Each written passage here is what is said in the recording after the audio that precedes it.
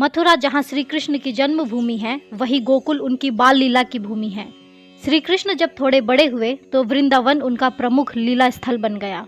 उन्होंने यहाँ रास रचा और दुनिया को प्रेम का पाठ पढ़ाया। बरसाना श्री राधा जी की जन्मभूमि है और उनका परिवार भी वृंदावन में आकर रहने लगा था। चलिए जानते हैं वृंदावन धाम के कुछ 8 ऐसे चमत्कारों के बारे में जिन्हें सुनकर आप हैरान रह जाएंगे। वृंदावन में रंग महल है। प्रतिदिन मंदिर के अंदर स्थित रंग महल में कृष्ण राधा का पलंग लगा दिया जाता है और पूरा रंग महल सजा दिया जाता है तथा राधा जी का श्रृंगार का सामान भी मंदिर में रख दिया जाता है और मंदिर के दरवाजे बंद कर दिए जाते हैं। जब प्रातः दरवाजे खोले जाते हैं तो सारा सामान अस्त व्यस्त मिलता है। मान्यता है कि रात्रि में राधा कृष्ण आकर इस सामान का उपयोग करते हैं। हालांकि शाम के बाद यह मंदिर बंद हो जाता है और यह भी कहा जाता है कि अगर यहाँ कोई छुपकर रास लीला देखता है तो वह अगले दिन पागल हो जाता है। वृंदावन में तुलसी के पौधे अधिक हैं, इसीलिए इसे वृंदा नाम दिया गया। वृंदा यानी तुलसी। कहते हैं कि यहाँ तुलसी के 2 पौधे एक साथ लगे हैं। रात के समय जब राधा और कृष्ण रास रचते हैं तो यही तुलसी के पौधे गोपियां बनकर उनके साथ नाचते हैं। इन तुलसियों का एक भी पत्ता यहाँ से कोई नहीं ले जा सकता। जिसने भी गुपचुप यह कार्य करने की कोशिश की है वह भारी आपदा का शिकार हो जाता है। मंदिर के परिसर में उगने वाले पेड़ और निधिवन में उगने वाले पेड़ भी अजीब है। यहाँ के पेड़ों की शाखाएं नीचे की ओर बढ़ती है।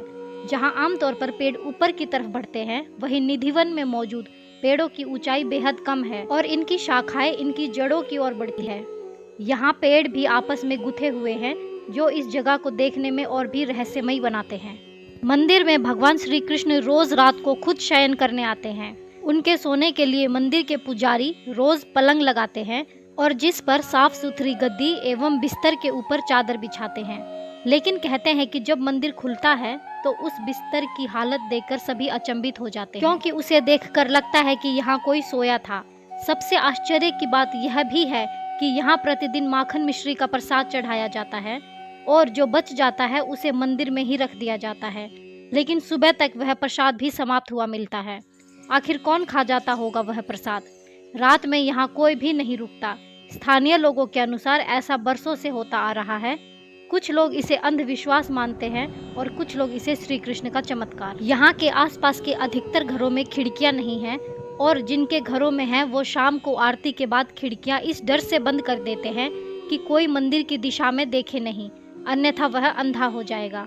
कहते हैं आज भी समय समय पर प्रभु वृंदावन के निधिवन और मधुवन में रास भी करते हैं।